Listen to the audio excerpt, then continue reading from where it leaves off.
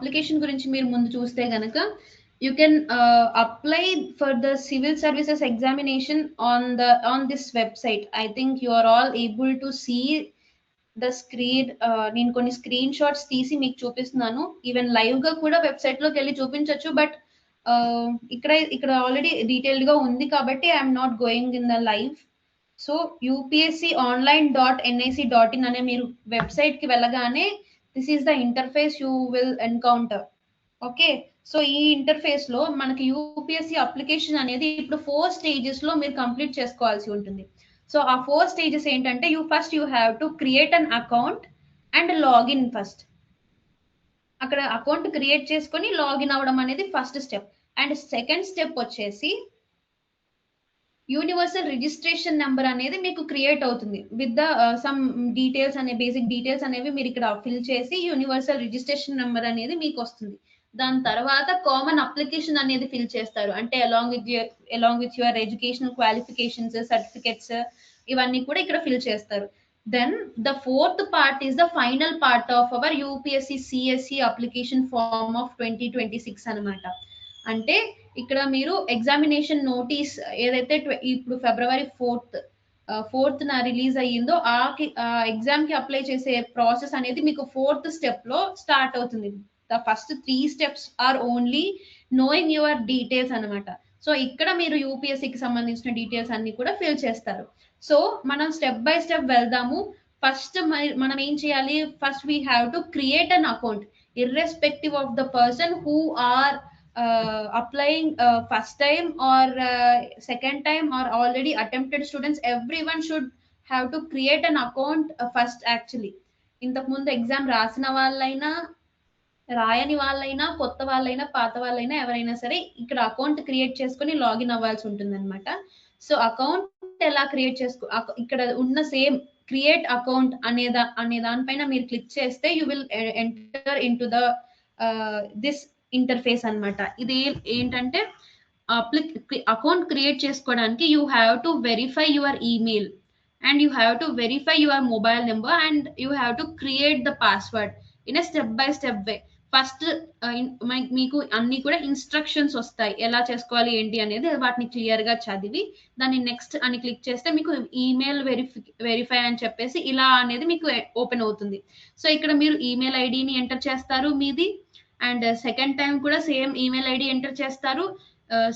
అన్ని కూడా ఇప్పుడు మీరు ఫిల్ చేయబోయే దాంట్లో అన్ని కూడా 2 times ఎంటర్ చేయాల్సి ఉంటుంది అనమాట to avoid unnecessary spelling mistakes or like that. So ఖచ్చితంగా 2 సార్లు ఎంటర్ చేయాలి. తర్వాత క్యాప్చా ఇక్కడ ఏదైతే ఉందో సేమ్ నెంబర్స్ ఉంటే నెంబర్స్, లెటర్స్ అయితే లెటర్స్, స్మాల్ అయితే స్మాల్ అలా ఎంటర్ చేస్తారు. సో దెన్ అది ఎంటర్ చేసి I declare that the above email owned by me and I have not created any account using this email or ID on this portal.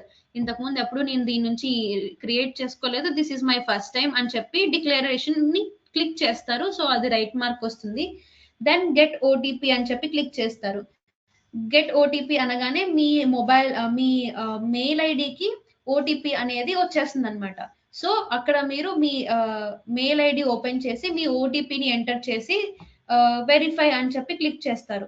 So అక్కడ మీకు email ID verify అయిపోతుంది. Then you will enter into the mobile verification. Mobile number ని verify చేస్తారు. So mobile number ని 2 times enter చేస్తారు, captcha enter చేస్తారు, declaration right click చేస్తారు, then get OTP అంటారు. మీ మొబైల్ నెంబర్ కి ఈసారి ఎస్ఎంఎస్ వస్తుంది. సో ఆ ఓటీపీని ఎంటర్ చేయగానే మీ మొబైల్ నెంబర్ కూడా వెరిఫై అయిపోతుంది. Then you will enter into the password creation phase. So password అనేది కూడా ఎలా ఉండాలి అనేది ఇక్కడ క్లియర్ గా ఇన్స్ట్రక్షన్స్ అనేవి ఇచ్చారు. Password must contain at least 8 characters అనేవి డెఫినెట్ గా ఉండాలని చెప్పారు. And must contain A to Z letters ఉండాలి. And A to Z small letters, capital letters రెండు కూడా lower case upper case characters అనేవి ఉండాలి. And password must contain at least 1 numeric number అనేది డెఫినెట్ గా ఉండాలి అని చెప్పారు. And password must contain at least 1 special character like star కావచ్చు, హ్యాష్ ట్యాగ్ ఇలా కావచ్చు, లేదా @ అనేది కావచ్చు. ఇలా ఏదైనా ఒక స్పెషల్ క్యారెక్టర్ అనేది ఖచ్చితంగా పాస్వర్డ్ లో ఉండాలి అని చెప్పి ఇక్కడ ఒక కొన్ని రిస్ట్రిక్షన్స్ ఆర్ క్యారెక్టర్స్ ఇచ్చారనమాట.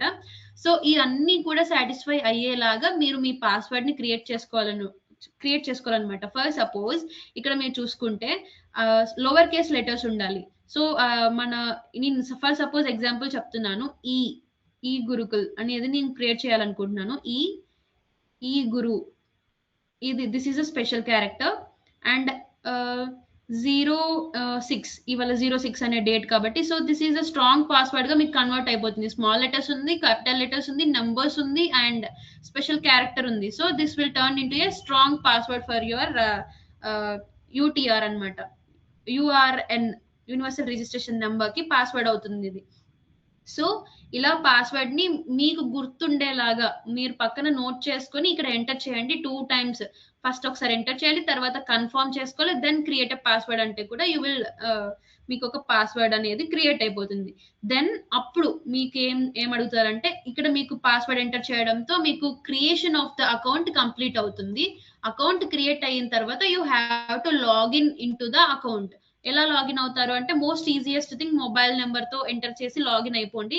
ఐదర్ మీకు యూఆర్ఎన్ నెంబర్ ఆర్ పాస్వర్డ్ తో కూడా ఎంటర్ అవ్వచ్చు, ఈమెయిల్ ఐడి అండ్ పాస్వర్డ్ తో కూడా ఎంటర్ అవ్వచ్చు. బట్ అదంతా ఎందుకు, mobile number is a very easy thing. Mobile number enter చేస్తే ఓటీపీ వస్తుంది. సో ఓటీపీ ఎంటర్ చేస్తే you will login into your own portal అన్నమాట. సో అక్కడ వెళ్ళిన తర్వాత నెక్స్ట్ కనిపించేది ఏంటి అని అంటే యూనివర్సల్ రిజిస్ట్రేషన్ నెంబర్ స్టెప్ 2 కి ఎంటర్ అవుతారు మీరు. స్టెప్ 2 లో యూనివర్సల్ రిజిస్ట్రేషన్ నెంబర్ అనేది క్రియేట్ చేయడానికి బేసిక్ డీటెయిల్స్ అనేవి మీరు ఫిల్ చేయాల్సి ఉంటుంది. ఏంటా బేసిక్ డీటెయిల్స్ అని చూసుకుంటే ఐడెంటిటీ ప్రొఫైల్, మీ పేరు, మీ mother and father names and మీ 10th క్లాస్ బేసిక్ నాలెడ్జ్ అన్నమాట. 10th క్లాస్ లో మీ బోర్డ్ నేమ్ అవన్నీ కూడా ఇక్కడ ఎంటర్ చేస్తారు. Aadhaar ID and photo ID card ని అప్లోడ్ చేస్తారు. మ్యాట్రికులేషన్ బోర్డ్ ప్రొఫైల్ అనేది అప్లోడ్ చేస్తారు. Matriculation nothing but 10th class అండి. 10th క్లాస్ యొక్క సర్టిఫికేట్ కానీ ఆ డీటెయిల్స్ కానీ ఎంటర్ చేస్తారు. అండ్ రిజిస్ట్రేషన్ అనే మీరు ఫిల్ చేసినవన్నీ కూడా ఒకసారి ప్రివ్యూ చేసుకొని నెక్స్ట్ మూవ్ ఆన్ అయిపోతారు అనమాట. అలా చూసుకుంటే ఇక్కడ మనకి ఆధార్ ఐడెంటిటీ అనేది అప్లోడ్ చేసేటప్పుడు అడుగుతుంది అనమాట. Aadhaar card has been issued to you అని. మీకు ఆధార్ కార్డ్ అనేది ఉండిందా అని అడిగితే yes I have been issued Aadhaar card and consent to proceed for verification. Majorly మీరు ఆధార్ కార్డ్ ని ఒక ఐడి ప్రూఫ్ గా మీరు తీసుకుంటే మీకు చాలా బెనిఫిట్ ఉంటుంది. Voter ID or licence, driving licence కానీ ఇలాంటివి తీసుకునే బదులు కూడా ఆధార్ ఐడిని మాత్రమే మీరు ప్రిఫర్ చేయండి. దెన్ చూసుకుంటే ఇక్కడ ఆధార్ ఎలాగూ అప్లోడ్ చేసేస్తారు. Then 12th class 10th class కి సంబంధించిన డీటెయిల్స్ అనేవి ఇక్కడ ఎంటర్ చేస్తారు. మీరు ఎడ్యుకేషన్ అనేది ఇండియాలోనా అదర్ కంట్రీలోనా అని చెప్పి అడుగుతున్నారు. ఇండియా అని క్లిక్ చేసిన తర్వాత you will enter into the basic details of your 10th class. So 10th class కి సంబంధించిన ఈక్వాలెంట్ పాస్ అవుట్ ఇయర్ కావచ్చు, పాస్ అవుట్ అన్ని కూడా 2 times ఎంటర్ చేయమని అడుగుతుంది స్టార్టింగ్ లో.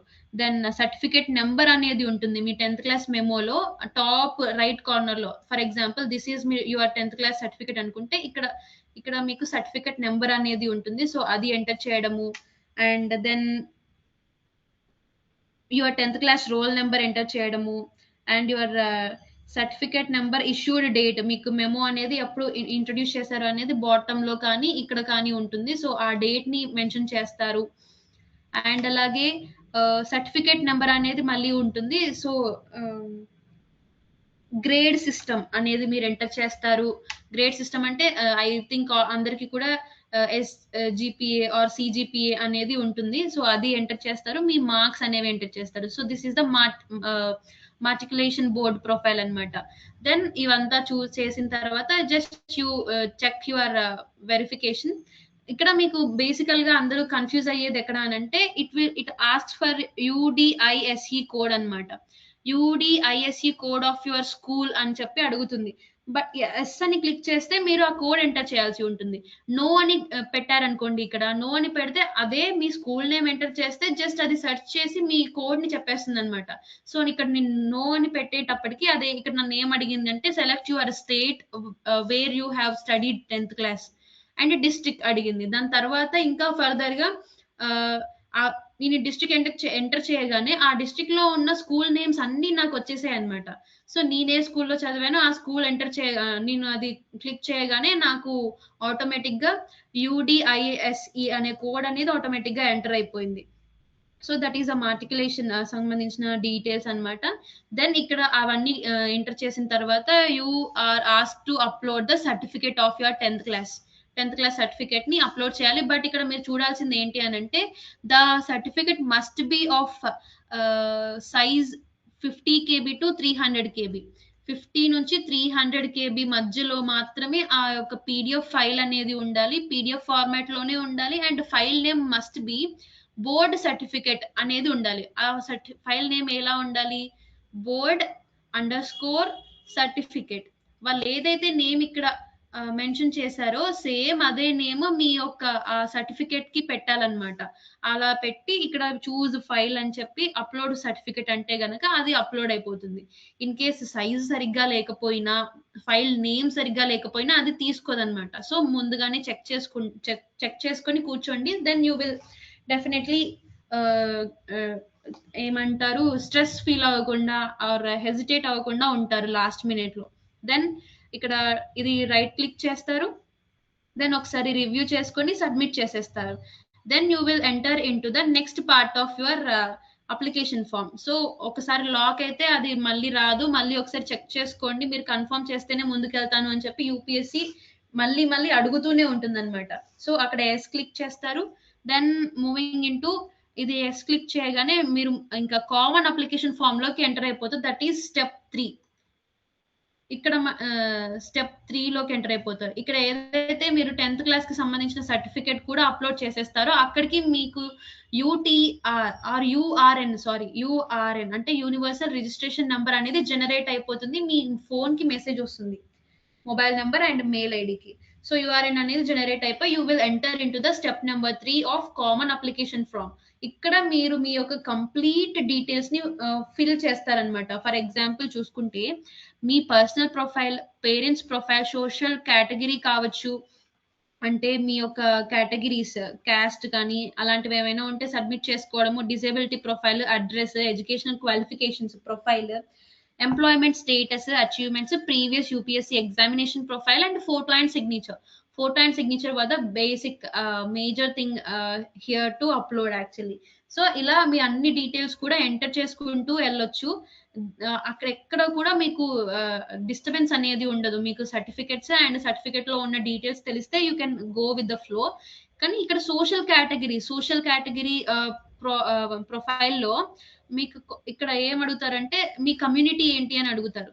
So I'm an OBC person. నేను ఓబీసీ కాబట్టి నేను ఓబీసీ క్లిక్ చేసిన తర్వాత it was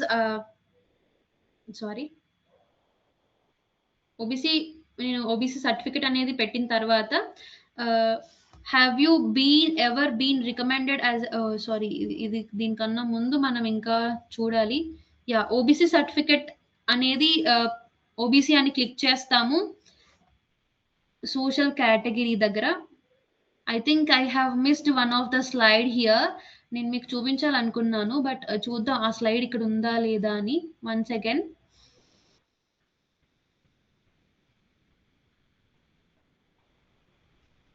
okay, we successfully missed that slide, but నేను ఎక్స్ప్లెయిన్ చేస్తాను అక్కడ ఏముంటుంది అనేది, మీరు నెక్స్ట్ ఎలా మూవ్ అవ్వాలి అనేది. ఓబీసీ క్లిక్ చేసిన తర్వాత, ఇన్ కేస్ ఓబీసీ వాళ్ళకి ముందు నేను చెప్తున్నాను, ఓబీసీ క్లిక్ చేసిన తర్వాత ఆ సర్టిఫికెట్ లోకి సంబంధించిన మీ క్యాస్ట్ డీటెయిల్స్ ఇన్ డీటెయిల్డ్ గా అడుగుతారు, అలాంగ్ విత్ ద నేమ్. మీరు ఎగ్జాక్ట్ గా ఏ క్యాస్ట్ అనేది. ఓబీసీ అంటే సెంట్రల్ సర్టిఫికెట్ అన్నమాట. సెంట్రల్ గవర్నమెంట్ అనేది మనకి ఇష్యూ చేస్తుంది. దీంట్లోనే creamy layer and non creamy layer అనే ఒక స్టేటస్ కూడా దీంట్లోనే ఇంక్లూడ్ అయి ఉంటుంది ఓబీసీ సర్టిఫికెట్ లో. And this OBC certificate must be approved after April 2025. April 2025 తర్వాత ఇష్యూ చేసిన ఓబీసీ సర్టిఫికెట్ ని మాత్రమే ఇది టేకప్ చేస్తుంది అనమాట. సో ఇక్కడ మీరు ఇంకొకటి తెలుసుకోవాల్సింది ఏముంటుంది అని అంటే, ఇక్కడ మీ యొక్క క్యాస్ట్ ఓబీసీ అని పెట్టిన తర్వాత మళ్ళీ మీ యొక్క క్యాస్ట్ నేమ్ అనేది ఇక్కడ రాయాల్సి ఉంటుంది, అడుగుతుంది అక్కడ. సో ఆ కేటగిరీ అనేది ఓబీసీలోని ఒక లిస్ట్ అనేది ఉంటుంది అనమాట. అక్కడ ఓబీసీలో మల్టిపుల్ నెంబర్ ఆఫ్ క్యాస్ట్లు ఉంటాయి కదండి, డిఫరెంట్ డిఫరెంట్ నేమ్స్ తో. ఆ డిఫరెంట్ డిఫరెంట్ నేమ్స్ అన్ని కూడా ఒక సీరియల్ నెంబర్ అనేది ఇస్తారు, 1 2 3 4 అనేది.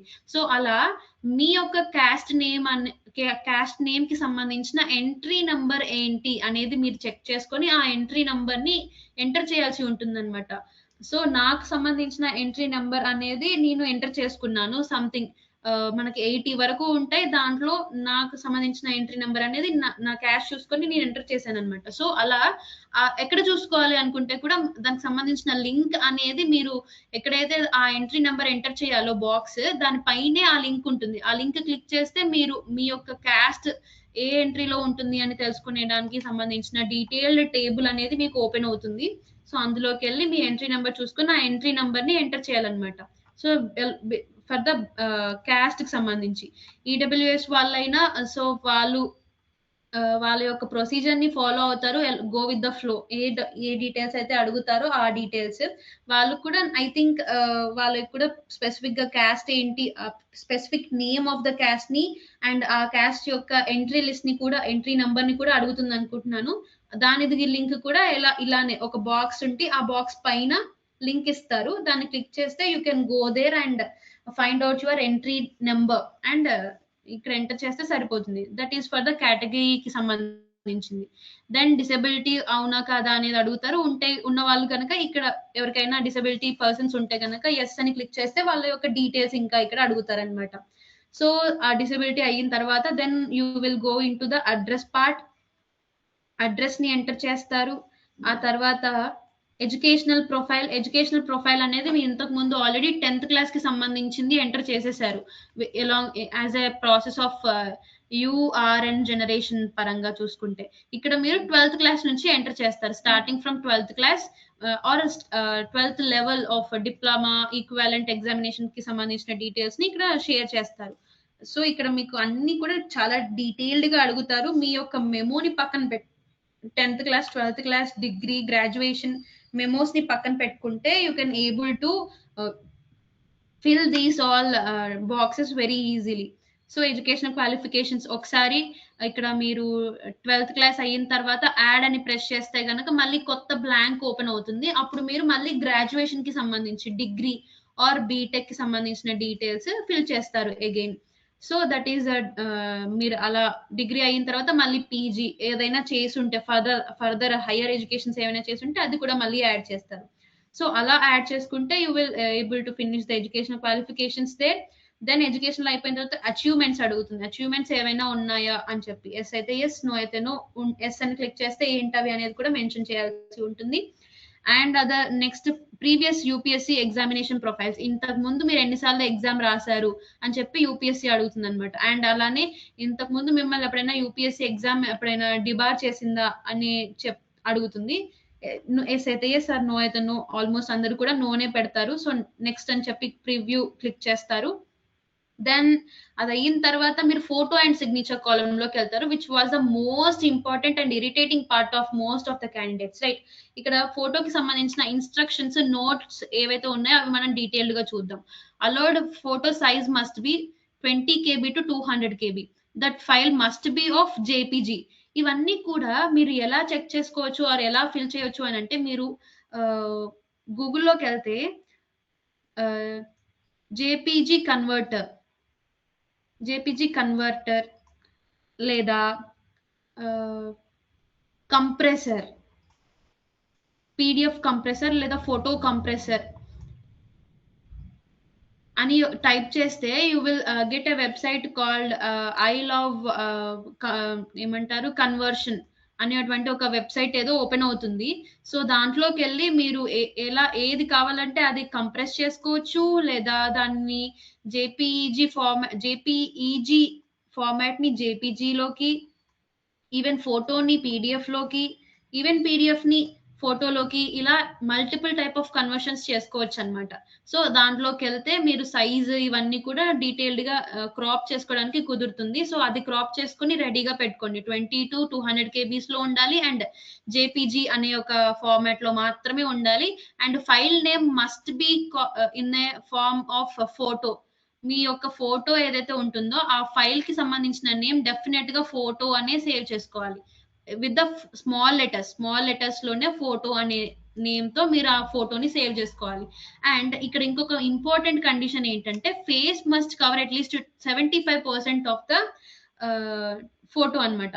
ఫర్ సపోజ్ ఇది ఫోటో అనుకుంటే, ఇది మొత్తం ఫోటో అనుకుంటే 75% ఆర్ 3/4 ఇదంతా కూడా మీ ఫేసే ఉండాలి. Just this must be the shoulders, అది మీకు అపియర్ అవ్వాలి. ఇదంతా కూడా ఫేస్ కనిపించాలన్నమాట. సో ఇలా 75% of the photo must be your face.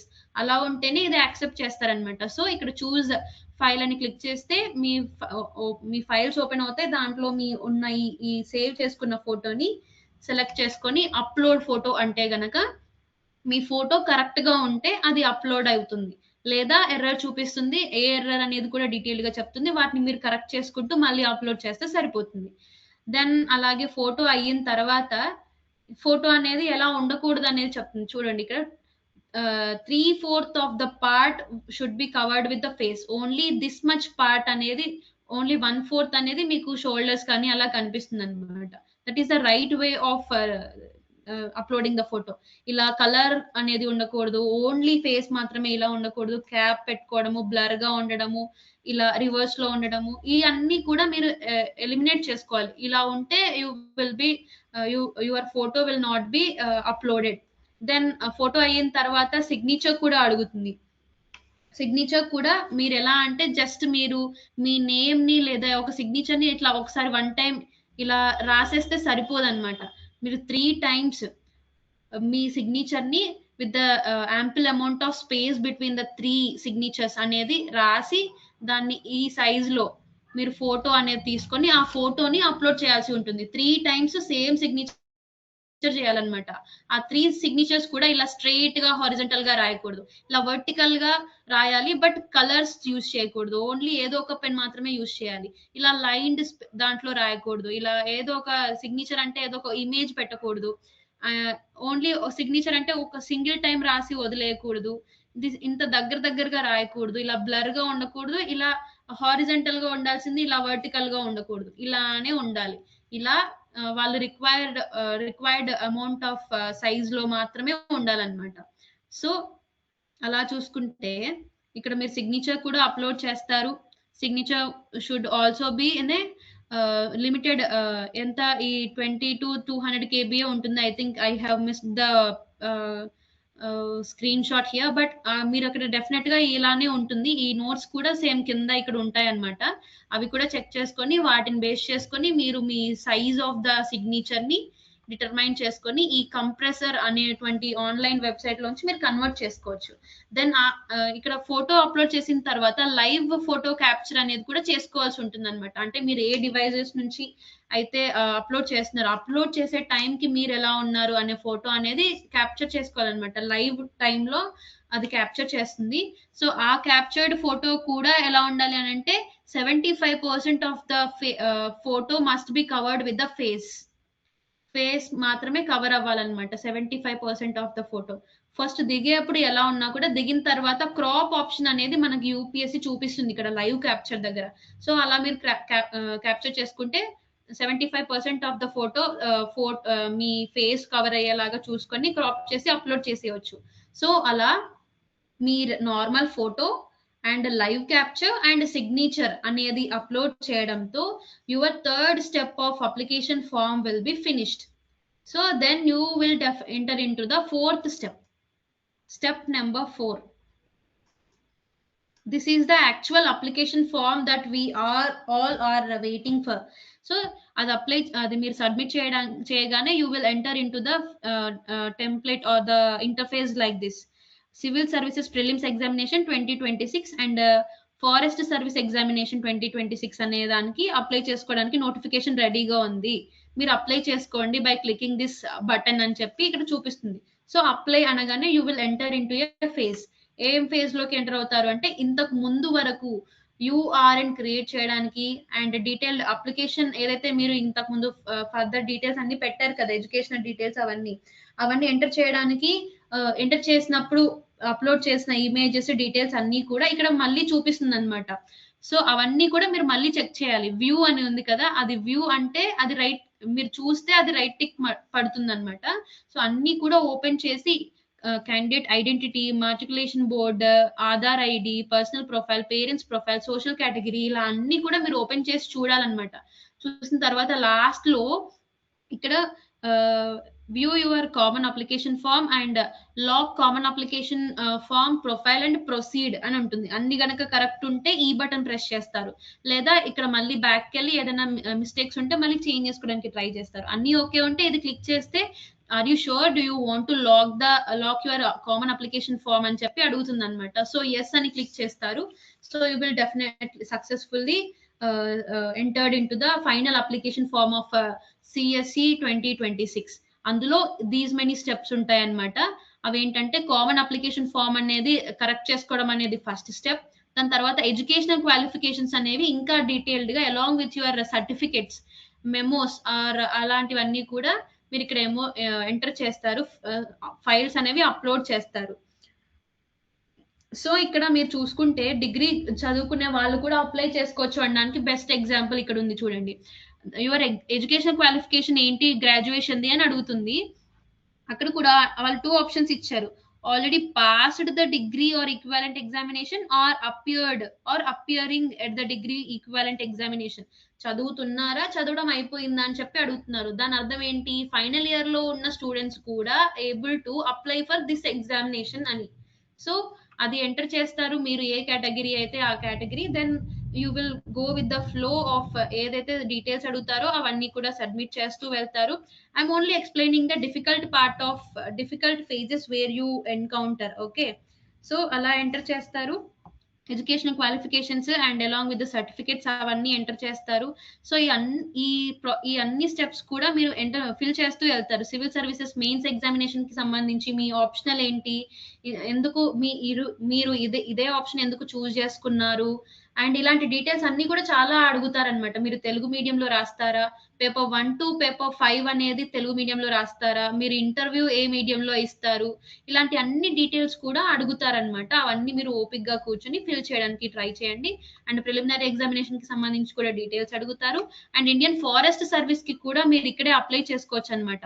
అంటే అప్లై చేసుకునేప్పుడే మనకి ప్రిలిమ్స్ ఎగ్జామినేషన్ అనేది ఆల్ ఇండియా సర్వీసెస్ కి అండ్ అలాగే ఫారెస్ట్ సర్వీస్ కి సేమ్ ఉంటుంది.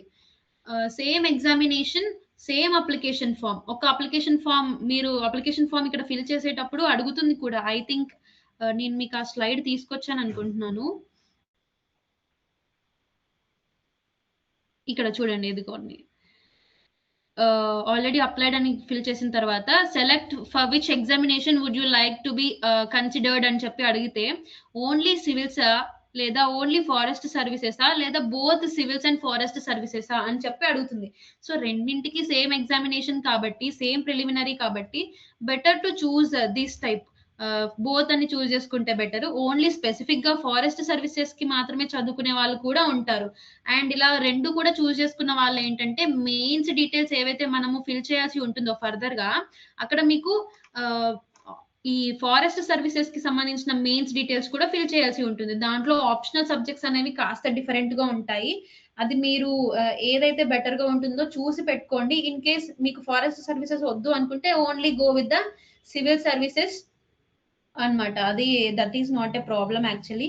సో బట్ ఫారెస్ట్ సర్వీసెస్ కి మాత్రం 2 ఆప్షనల్ సబ్జెక్ట్స్ అనేవి ఉంటాయి. మీరు 2 ఆప్షనల్ సబ్జెక్ట్స్ అనేవి చూస్ చేసుకోవాలన్నమాట. సో అలా మీరు ఓబీసీ నాకు ఉంది కాబట్టి నాకు ఇక్కడ అది అడిగింది, ఇంకాస్త డీటెయిల్డ్ గా అవన్నీ కూడా పెడతాను. అండ్ అలానే మీ ఫాదర్ అండ్ మదర్ యొక్క డీటెయిల్స్ చాలా డీటెయిల్ గా అడుగుతారు. అవన్నీ కూడా మీరు ఫిల్ చేయాల్సి ఉంటుంది. పాన్ కార్డ్ నెంబర్స్ కావచ్చు, ఆక్యుపేషన్స్ కావచ్చు, కాన్స్టిట్యూషనల్ పోస్ట్ లో ఉన్నారా, అంటే ఇంతకు ముందు కాన్స్టిట్యూషన్ లో డిఫైన్ చేయబడినటువంటి ఏదైనా పోస్ట్ లో వాళ్ళు సర్వీస్ ఇచ్చారా, ఆర్మ్డ్ ఫోర్స్ లో ఎప్పుడైనా వర్క్ చేశారా, ఎడ్యుకేషనల్ క్వాలిఫికేషన్స్ ఏంటి అనేవంతా కూడా మన ఫ్యామిలీ గురించి అడుగుతుంది. ఆ డీటెయిల్స్ అన్ని కూడా పెడతారు. దాంట్లో మీరు ఏ డిస్టర్బెన్స్ ఫేస్ చేయరు కాబట్టి నేను ఎక్స్ప్లెయిన్ చేయలేదు వాటి గురించి డీటెయిల్డ్ గా. సో దెన్ క్యాండిడేట్ డిక్లరేషన్ అనేది most important thing. Preliminary examination కి సంబంధించిన సెంటర్స్ మీరు చూస్ చేసుకుంటారు. ఇన్ కేస్ మీరు చూస్ చేసుకోవాలనుకునే సెంటర్స్ అక్కడ కనిపించకపోతే డోంట్ వరీ, మీరు near by most possible way of ఏదైతే దగ్గరలో ఉంటుందో ఆ సెంటర్ ని చూస్ చేసుకోవడానికి ట్రై చేయండి. ఎందుకనంటే ఇక్కడ ఏమడిగారు మనల్ని అని అంటే, ఎగ్జామ్ చూస్ చేసుకునేటప్పుడు ఇక్కడ వాళ్ళు ఆల్రెడీ చెప్పారు, allotment of the centres will be done by first apply first allot basis. But ఏదైనా మీరు కావాలనుకునే సిటీ అనేది ఇక్కడ కనిపించట్లేదు, లేదా రెడ్ మార్క్ లో ఆ సిటీ కనిపిస్తుంది అని అంటే అక్కడ మీరు ఇంకా అప్లై చేసుకోలేరు అనమాట. ఎందుకంటే అక్కడ ఆల్రెడీ ఫిల్ అయిపోయి ఉన్నాయి, ఆల్రెడీ అప్లికేషన్స్ అనేవి అయిపోయాయి అని అర్థం అనమాట. సో అలా ఉంటుంది. ఒకవేళ మీరు అనుకునే సెంటర్ రాకపోతే దగ్గరలో ఉన్న సెంటర్ ని చూస్ చేసుకోవడానికి ట్రై చేయండి. అండ్ మీ లాస్ట్ లో కూడా యూపీఎస్సీ అడుగుతుంది ఇక్కడ ఇంకా, మీరు అనుకున్న సెంటర్ ని మీరు చూస్ చేసుకోగలిగారా, చేసుకోలేకపోయారా అని అడుగుతుంది. So give your feedback and then submit the all. ఇది చూస్ చేసుకోవడంతో మీ యొక్క అప్లికేషన్ ఫామ్ అనేది కంప్లీట్ అయిపోతుంది అనమాట. So then you will get the mail ID as your application number and URN అనే నెంబర్ రెండు కూడా మీ మెయిల్ ఐడికి మీ ఫోన్ నెంబర్ కి మెసేజ్ వస్తాయి అనమాట. This is the way you have to fill the form. In the process, ఇది చాలా లెంతీ ప్రాసెస్ కాబట్టి మీరు డెఫినెట్ గా లాగౌట్ అయ్యే ఛాన్స్ ఉంటుంది. ఎందుకంటే నేను మార్నింగ్ నుంచి ఇప్పటి వరకు కూడా దీనిపైన కూర్చున్నాను. I think I have took almost 6 to 8 hours to fill this form. కాబట్టి నేను మల్టిపుల్ టైమ్స్ ఇది ఫిల్ చేస్తున్నప్పుడు టైమ్ అవుట్ అయిపోయి లాగౌట్ అయిపోయాను. బట్ లాగౌట్ అయిన ప్రతిసారి మళ్ళీ లాగిన్ అవ్వాలంటే you have to enter your mobile number, then get the OTP actual గా. సో ఆ ఓటీపీ ఎంటర్ చేస్తే కనుక you will enter into the same place where you have left. Save చేస్తున్నంత వరకు అక్కడ వరకు మీరు వస్తారు. సేవ్ చేయని పార్ట్ ఏదైతే ఉంటుందో అది మాత్రం ఎరేజ్ అవుతుంది అనమాట. సో డోంట్ వరీ, మీరు తక్కువ టైంలో ఇది అప్లై చేసుకోవాలనుకుంటే ఇక్కడ చెప్పిన సర్టిఫికెట్స్ ఏవైతే ఉన్నాయో, ఐడి కావచ్చు, Aadhaar card, 10th class, intermediate and degree, మీ ఏదైతే ఎడ్యుకేషన్ క్వాలిఫికేషన్స్ ఉంటాయో వాటికి సంబంధించిన memos along with the details. If any category or reservation is applicable, ఆ రిజర్వేషన్ కి సంబంధించిన సర్టిఫికెట్ అనేది ఉంటే సరిపోతుంది అనమాట. ఇంకా అదర్ దాన్ దట్ ఇంకేం అక్కర్లేదు. పాన్ కార్డ్ ఒకటి important. If you have that number, pan card ID అనేది మీకు ఉంటే అది కూడా యూజ్ అవుతుంది. And me father and mother parents యొక్క డీటెయిల్స్ కూడా ఇక్కడ అడుగుతారు. వాళ్ళ యొక్క ఆధార్ కావచ్చు, పాన్ కార్డ్ నెంబర్స్ కావచ్చు, వాళ్ళ యొక్క డేట్ ఆఫ్ బర్త్ కావచ్చు, వాళ్ళ ఆక్యుపేషన్స్, వాళ్ళు లాస్ట్ 3 years లో ఉన్న ఇన్కమ్ ఎంత అనేవి అన్ని కూడా అడుగుతారు. సో ఆ డీటెయిల్స్ అనేవి మీరు అందరికి ఎవరికి వాళ్ళకి తెలుస్తుంది కాబట్టి నేను అవన్నీ కూడా డిస్కస్ చేయలేదు. బట్ మీరు అక్కడ అంత పెద్ద ఇష్యూ ఏం ఫేస్ చేయరు కాబట్టి you can able to apply there. So అలా మీకు అప్లికేషన్ అనేది కంప్లీట్ అవుతుంది.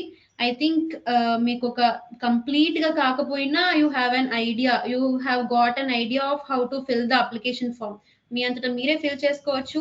ఈవెన్ ఒక కంప్రెసర్ కానీ ఆన్లైన్ లో సైజ్ తగ్గించుకోవడము, రేషియోస్ ని మార్చుకోవడము అవన్నీ కూడా చేసుకోవచ్చు ఈజీగానే.